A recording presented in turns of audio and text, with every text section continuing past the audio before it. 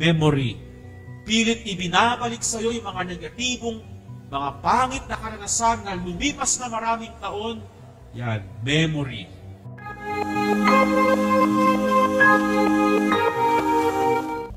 O ito, yung harassment din, pwede siyang maramdaman ng ating 5 senses. Number 1, next, eyes.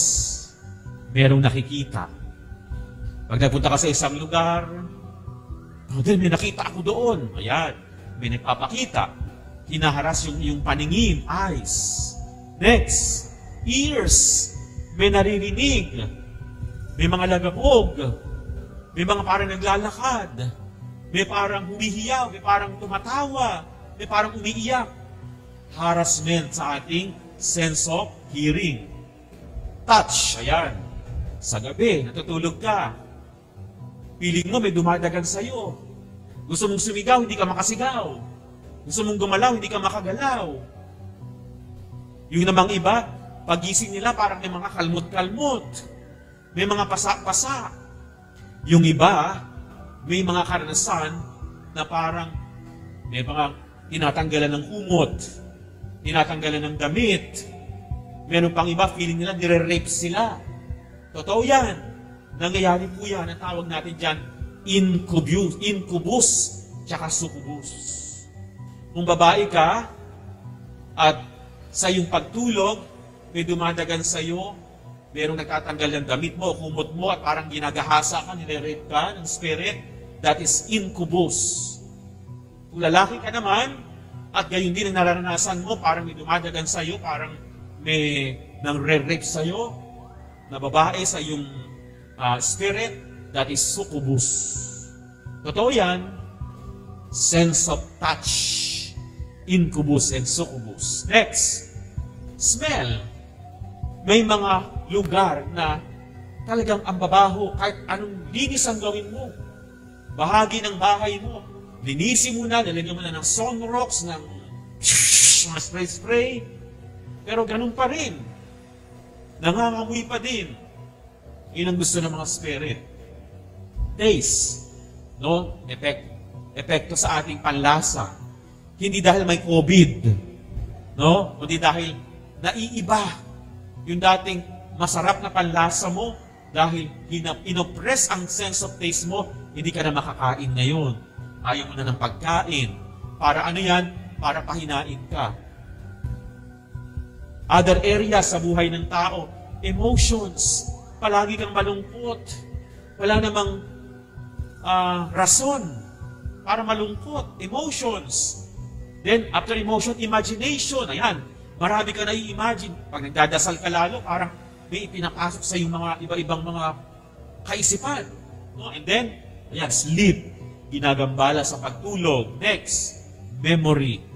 Pilit ibinabalik sa iyo yung mga negatibong, mga pangit na karanasan na lumipas na maraming taon. Yan, memory. Next. Yun yung direct, di ba sabi natin, direct physical attack. Yung evil spirits, sila yung direktang nang haharas sa iyo. Pero aside from direct, eto may pangalawa. Extraordinary demonic harassment may also come through persons who desire to harm us without our knowledge by utilizing occult means. Ano ibig sabihin niyan? Mga nagpapakulam. Ayan. May mga oppression na dumadating sa atin kasi may mga tao pwede naiinggit sa atin, nagagalit sa atin, naaasar sa atin, nagpunta sa isang occult practitioners na may kapangyarihan galing sa kaaway para bigyan tayo ng sakit at karamdaman. Yan yung indirect. An example is when a person contacts a witch or wizard, mangkukulam, in order to cast a spell against us. Alam ko, iba sa inyo, may mga kakilala na may ganitong karanasan. Kinulam, binarang, yun, may mga ganyan. Ginawa ng masama. Next. Ayan, no? Next slide. spell. An evil spell is like a blessing but reverse. Di ba? Pag nagsisimba tayo, nag-aas tayo ng blessing para basbasan tayo. An evil spell is like a blessing in reverse. Kabaligtaran. Bakit? Sapagkat sa spell, ang tinatawag ay demonyo. Sa blessing, ang tinatawag Diyos para magbasbas. Sa spell, ang tinatawag demonyo to intervene para magbigay ng sakit at karamdaman sa pamamagitan ng sorcery at witchcraft. Curses. Curses are blessings. Ibig sabihin, sumpa. Curses are blessings in reverse and curses invoke evil. At ang origin palagi ng curses, demonic. Because of the intervention coming from the demon. But remember this. Those who live good Catholic lives are protected by the blood of Jesus from all kinds of curses. Tandaan po natin yan, ha? Those who live good Catholic lives. Kahit gaanong sumpa, gaanong spell, gaanong kulam ang ipadala sa iyo, if you are living a good Catholic life, living always the state of grace, yung pinadala sa iyong kulam, sumpa, spell, ano mangyayari? Back to sender. Because you're protected by the Lord. Pero bakit, Father, umepekto sa akin? Eto, mamaya pag-usapan natin yan. Baka may openings ka. Baka may bukas na pinto sa iyo. Yun. Next. O yan, a curse can be divisive. Pwede yan na mag-break ng marriage. Ayan, business to fail. Pwede rin na may sakit. Yan ang dulot ng mga sumpa. Ano signs nito? Depression. Next. Pwedeng merong depression, sickness, infertility. No? Ibig sabihin, hindi mabuntis-buntis. May mga ganyan, di ba? Halimbawa, boyfriend tsaka girlfriend. Nag-break silang dalawa. Yung boyfriend nakakita ng panibagong girlfriend. Sinumpa nitong girlfriend na ito, hindi kayo magkakaanak kahit anong gawin ninyo. May ganyan. Oh, breakdown of marriages, no? And then, balik tayo doon, balik. Family history of suicide. Father, sa pamilya namin, nakailang beses kami nagsa-suicide. Tito ko, tapos sa pamilya namin, blah, blah, blah, blah, blah. Maybe there's a curse. Next. Spell. Ito naman ang spell. Yung spell, also known as malefice or hex, most commonly used means to achieve evil. Anong sample nitong spells? Next. O, ayan. Gumagawa ng object galing sa strange materials. Next. Symbolic yan, ha? Next. Tingnan natin yan. Next. Okay, next. Yan, direct way. Direct way ng spells. Pwedeng ihalo, no? Itong mga bagay na ito, hinahalo sa pagkain. Para anong mangyari? Sumakit yung tiyan. Pwede rin gayuma. O, may totoo yan, ha? Gayuma. Hinalo sa pagkain para mapa-in love itong tao na ito. We call that spell. Direct spell. Next. Indirect. Gumagamit ng mga bagay-bagay na pag-aari ng gustong patamaan ng spell na yan. Picture, damit, dolls, puppet, and animals. Next. Ang tawag natin dyan, transfer materials. Anong sample niyan? O yan, next. Mga manika, kung anong gagawin mo doon, ganun ang mangyayari. Kapag tinusok mo dito, palagi masakit yung dibdib. Tinusok mo sa leeg, palagi masakit yung batok nung patutunguhan nun. Transfer materials, ginagamit yan ng occult practitioners. Next. O, meron tayo tinatawag, Father, totoo ba yung mangkukulam? Yes. Sa Biblia, totoo yan. Even in the Old Testament, pinagbabawal yan ng Diyos sapagkat may mga tao na may kaalaman sa itim na kapangyarihan. Pinagbabawal yan ng Diyos. Ano pa? Aside pa mangkukulam? Next. Next. O yan, ginagamit sila ng mga manikang tinutusok-tusok. Next. O yan, makakilala nyo yan. Kung sino yan. Next. O eto. Aside from mangkukulam, Father, meron din palang mambabarang. Anong pagkakaiba ng mangkukulam sa mambabarang? Kung yung mangkukulam gumagamit ng mga bagay-bagay, ang mambabarang, ang ginagamit nila, mga hayop, insekto. May mga insekto lumalabas sa katawan ng tao. Barang ang tawag doon. Next. Yan, mga fungus, beetles, etc. Next. Yan, mga sample. Next. Next. Next. Ayan. The primary tool. No? Binibilisan ko ng konti kasi itong topic po na ito, half day po ito dapat. Kung tapusin ni Father, hanggang alas 12 tayo dito matatapos. Pero, binamadali ko lang, pero binibigyan ko kayo ng gist. Anong primary tools against curses, spells, hexes? Number 1, sacraments. Especially the sacrament of confession.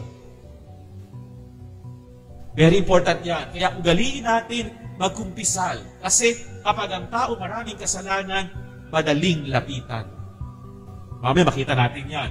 Sacramentals. Yung mga sinusuot natin, yung mga crucifix, yan, importante yan. Holy water, mamaya pag-usapan natin yan.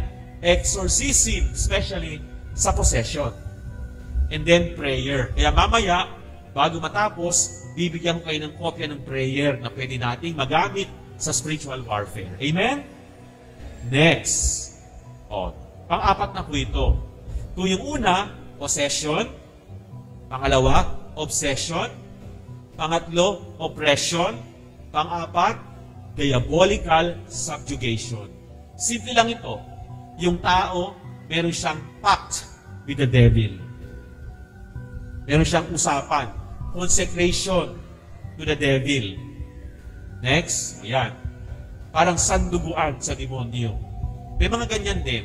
Although, less yung incident na ganyan, pero nakakatotoo po yan, may mga tao nakikipag-consecrate sa devil as exchange for money, wealth, at marami pang iba.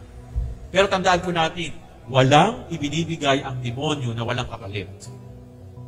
Kaya do not ever have that memorandum of agreement with the devil because ang kapalit niyan, ang kaluluwa ng tao.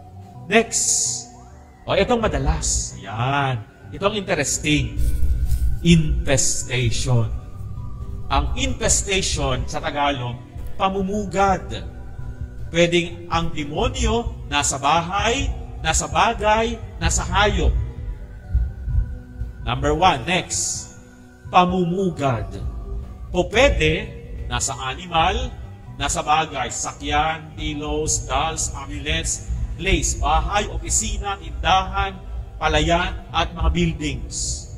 Father, binararamdaman kami dito. Yun, ang tawag yun is infestation. Namumugad sila. Next. Yan, sa bahay, sa mga bagay-bagay. Next. Haunted house. Ang haunted house would fall under infestation. Dito ba sa Pasig may haunted house? Hindi ko alam kung meron, no? Baka meron kayong alam. Next. Ano ang nangyayari kapag ang isang lugar o bahay infested? Number 1, may mga hindi maipaliwanag na tunog. Mga noises like, diba? Nag-iisa ka sa bahay mo, biglang may naglalakad sa taas. Pwede yun. May mga bangs, may mga sumisigaw, may mga nagtatawanan. Ikaw lang mag-isa sa bahay mo. Wala kang ibang kasama. Simple yan. Next. Yung temperature. Next. Next slide. Yung temperature sa kwarto biglang lumalamig. Parang wala ka namang kasama doon. Wala namang aircon, biglang lumamig. Parang yung mga balahibo mo ay tumatayo. May mga bagay na nawawala. Itong bagay na ito, ipinatong ko lang dito sa table na yan. Tandang-tanda ko, diyan ko ya iniwan. Bakit nawala? Makalipas ang ilang araw, bakit ko natagpuan? Yun. Posible yan. Objects, nagdi-disappear, and then napupunta sa ibang parte ng bahay. Next.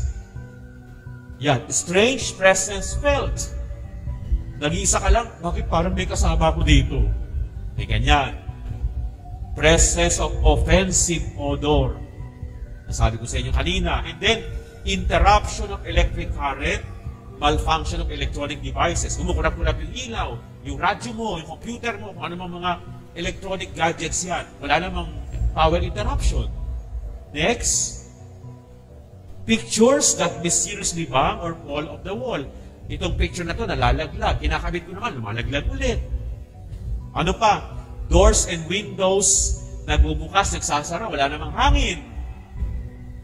Dishes or other objects levitating and flying around the room. May nangyaring ganyan, ha? Mga bagay-bagay, lumulutang na lang sa bahay. Okay sana kung yung mga pinagkainan nyo, biglang nahugasan ka agad. O, di ba? Meron kang instant katulong sa bahay, di ba? Pero may mga nananakot na gano'n. O, next. Bakit nangyayari ito? Bakit ba ang isang lugar, isang bahay ay infested, pinamumugaran?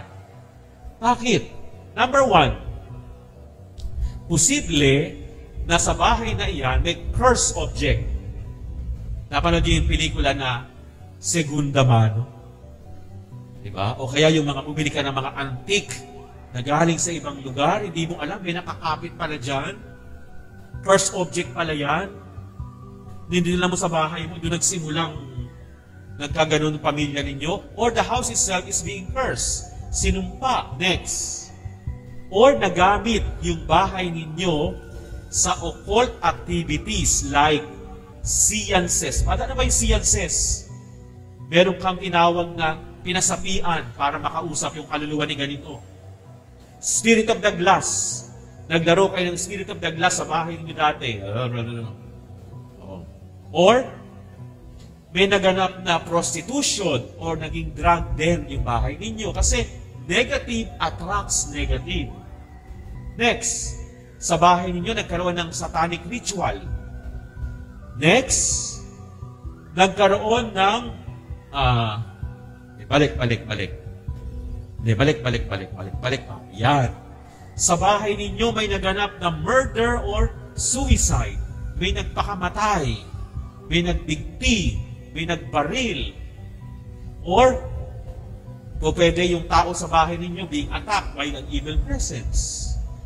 Kaya nga napaka-importante, binababasbasan kapag may nagpakamatay sa bahay. Kasi nga negative attracts negative. Next. Kapag nagpadugo sa bahay, yan. Father, nagpagawa po kami ng bahay. Nagpatay po kami ng manok. At yung dugo ng manok, nilagay namin yung sa foundation. Para tumibay ang foundation ng bahay namin. Naku po, ang padugo is a kind of consecration. That means, you consecrate your house to the Spirit. Lalo silang mamumugad dyan. Bakit? Nag-alay ka ng dugo.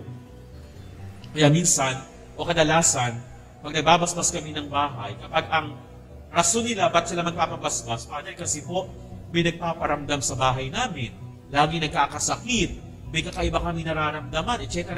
Pag tinanong mo, nagpadugo ba kayo sa bahay niyo? Opo, Father. O, yun ang rason. Because you consecrate your house to the spirits there. Therefore, you give them authority and right over the place and over the people living in that place.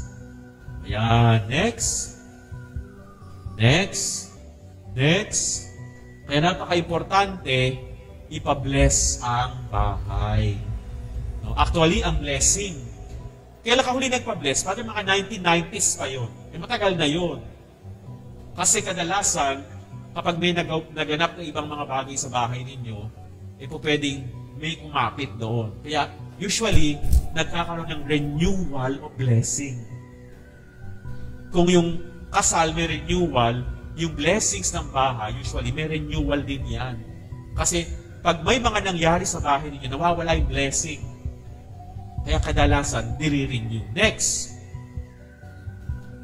Ito. Third part na tayo. Gising pa ba kayo? Amen? O sige, third part na tayo. how does one fall prey to the extraordinary activity of the devil? Sa Tagalog, paano ba ang tao nahuhulog sa kamay ng kaaway? Or we call this spiritual and moral openings. Nagbubukas tayo ng pinto, bintana, para makapasok sila. Ano-ano yan? Number 1, o pwede, katulad ng naganap kay Job, may permission ang Diyos. Wala naman nagaganap sa buhay natin na walang permission ng Diyos eh. Katulad kay Job, God permitted that for a reason, for a purpose. Next, ito ang kadalasan. On our own doing. Because of the presence of openings. Ibig sabihin, may pintuan, may bintana tayong nabuksan para makapasok sila sa ating buhay. Ano-ano yan? Next. Yan. Number 1, sinful lifestyle. Spiritual opening yan. Pag sinabing sinful lifestyle, number 1, next. O ayan, posible. Namumuhay sa kasalanan. May asawa ka na nga, meron ka pang alam mo na, yung mga ganon. Next, mga bisyo. Yan yung mga, basta ang mahalaga alam natin, kasalanan. Opening yan sa kaaway. Next, kapag tayo ay mayroong occult involvement and New Age practices. Ano yan? Occult involvement. So these are against our Catholic faith. Kapag na-involve tayo dito, ano yan? Next, o ayan, mahilig tayo magpa-albularyo, magpunta sa mga mantatawas, manghuhula. Next, o ayan, magpagamot sa kanila. Next, animism and paganism. It is a belief that everything has a spirit. No? Next, o ayan, offering to idols and other similar rituals. Nag-aalay tayo ng dugo, pagkain o sakripisyo para sa mga espiritu, sa puno, mga ganyan. That is occult involvement. Sigarilyo, alak. Next, mahilig tayong kumonsulta sa mga spirit guides, familiar spirits, ancestral spirits, and guardian spirits. New Age din ito. O yung automatic handwriting. Pwede sinapian siya ng lolo ko tapos nagsulat ng ganyan. Next, divination using rod and pendulum. Yung mga ganyan, no? Yung mga naghahanap ng tubig. O, yung mga ganyan. Occult din yan. New Age. Mahilig tayo sa astrology. Ayan. Next, horoscope. O, yun ako. O, Sagittarius. O, Libra. Ito ang mangyayari. O, di ba? Next, bolang kristal, sa Quiapo, may mga ganyan. Next, Feng Shui. Naku, ayan. Hindi ka naman Chinese. Mahilig ka magka-Feng Shui. Naku, yung pintuan mo, hindi dapat dyan yan. Yung higaan mo, hindi dapat dyan yan. Kasi mangyaring malas sa'yo. Gusto ba ng Diyos yun? Dahil yung pintuan mo ganito, magiging malas na ang buhay mo? It has an effect in our faith in God. Ibig sabihin, minsan sabi natin, paano? Wala namang mawawala. Naniwala ka. No! Anong walang mawawala? How is your faith in God? Anong pananampalataya mo sa Diyos? Is it 100%? Hindi na. Nabawasan na. Kasi nagtiwala ka sa Feng Shui, naniwala ka sa astrology, naniwala ka sa hula-hula. O hindi na 100%, 85% na lang ang binigay mo sa Diyos. Yung 15% nandun sa Feng Shui, nandun sa mga agimat, etc., etc. Therefore, the 15% will now become an opening to the enemy. Next, fortune telling, pahula. Next, yan, mga tarot card reading, mahilig sa ganyan. These are all openings. Numerology, palm reading. Basahin mo ang guhit ng palad ko. Tingnan nyo nga yung palad nyo. Palad ng katabi ninyo. Anong letter ang nakikita mo? Letter M. Ibig sabihin, makakapag-asawa ka ng matandang mayamang madaling mamatay. Si Father lagi manghuhula pa, no? O next, aside from palm reading, New Age books. Next. Mahilig ka sa mga psychic healing, psychic, magnetic healing, yung mga magnet na yan, pranic healing, o yan, iba-ibang klase ng healing na yan. Next, pyramid power, may mga ganyan. Next, ayan, third eye. Ako, Father, meron po akong third eye, pinabuksan ko yung third eye ko. Very dangerous ang may mga third eye. Why? Because ang mga spirits na nakikita ng mga may third eye ay spirits na galing sa preternatural world. Saan yun, Father? Meron tayong material world. Saan yung material world? Dito. Material world. Nabubuhay ka sa material world. But meron tayong supernatural world. Saan yun? The world of God, saints and angels in heaven. But meron tayong preternatural world. The world of the demons. Kaya very dangerous kapag meron kang third eye. Ang mga nakikita ng may mga third eye ay spirits coming from the preternatural world. Kaya kung wala kang third eye, huwag mo nang pabuksan. Kung bukas ang third eye mo, sara mo na yan. Divination po yan. Next. Third eye is a door to the demonic. Yan po yung sinasabi ko sa inyo kanina. Next. Sorcery. Next. O yan, kapag mahilig kang mag-spirit of the glass, karamihan ng mga napoposes, naglaro ng spirit of the glass. Sigurado ka ba na ang nakakausap mo dyan ay kaluluwa talaga? No! Lahat ng mga nakakausap ng mga naglalaro ng spirit of the glass ay evil spirits na nagpapanggap na kaluluwa. Next. Spirit questing. Yan. Next. Nagkukonsulta sa mga albularyo, mangkukula, mantatawas, mambabarang, spiritistas. Next. Mediumship, pinapasaniban. Father, gusto ko makausap yung lolo ko namatay. Hahanap ng medium, papasapian. Next. Sciences, ganoon din yan. Next. Necromancy. Next. Wicca. Next. Witchcraft. Next. Pangatlong dahilan, aside from occult involvement and New Age practices, meron kang ancestor, lolo, lola, kamag-anak na occult practitioners. Nagagamot, albularyo, nanguhula ng tatawas, because the familiar spirits or the familiar spirit goes down from one generation to the other. Next. Yan. Next. Kapag ang isang tao, maraming naranasang trauma sa buhay niya or abuse, pwede rin niya maging opening. Pag sinabing trauma, next. Naka-witness ka ng murder, suicide, aksidente, pwede maging trauma yan. Next. Next. Abuse, sexual, physical, psychological abuse. Posible yan na opening. Next. Those who go through these experiences can end up living in the dark emotions of anger, resentment, and revenge. Next, kapag hindi sila gumaling yung negative emotions nila, nawi-weaken, humihina yung kanilang relationship sa Diyos at nagiging opening yan to the devil para mangharas sa buhay ng tao. And finally, unforgiveness. Kapag marami kang hindi pagpapatawad sa puso, pwede yung kapitan ng kaaway. Kasi nga sa spiritual warfare, negative attracts negative. Kapag marami kang negativity sa buhay mo, yan ay parang masarap na pagkain na gustong langawin ng kaaway. Next. Ayan. Pinakamahirap, magpatawad. Next. So, ito, pang-apat na. Malapit tayo matapos. Pang-apat, we need to purify our Catholic faith. Bakit daw purify? Kasi may contamination. Number one, anong contamination ng ating Catholic faith?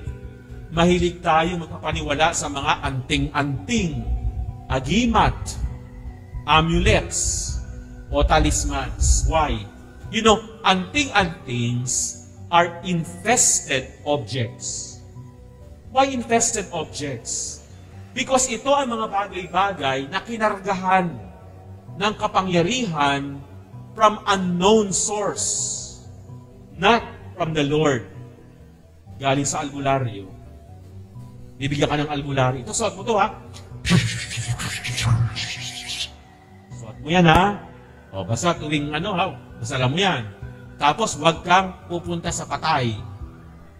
Kasi, mawawala ng visa. O, sige, 3,000 to, ha? 3,000. O, yan. Ganun. O, yun. Anting-antings, talismans, they are infested objects. Why? Because they are charged objects. Kinargahan yan ng power. Not coming from the Lord, but coming from the occult practitioners. Why? Remember, even the devil can give gifts. Can give gifts. Pwede silang magbigay ng kapangyarihan, magpagaling. Tingnan nyo ng panahon ni Jesus. Di ba si Jesus kaya niyang pagalingin ng lahat ng mga may sakit? Ano sabi sa kanya ng mga tao?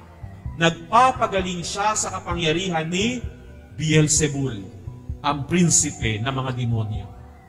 Bakit? Kasi nga ang mga demonyo pwede magbigay ng kapangyarihan. Halimbawa, bibigyan kita ng kapangyarihan. Ako, demonyo, bibigyan kita ng power. Mga demonyo may mga ranggo yan. May mataas, may mababa, may mahina, may malakas. Bibigyan kita ng kapangyarihan. Ako, malakas akong demonyo. Bibigyan kita ng kapangyarihan, ha? Ako, mahina akong demonyo. Bibigyan kita ng kapangyarihan. Ako, pinakamalakas na demonyo. Bibigyan din kita ng kapangyarihan. May isang tao may sakit. O, ito, ha? Ang gumawa sa akin ito, pinakulam ako. Baka pangyarihan din yung gumawa sa akin ito, ha?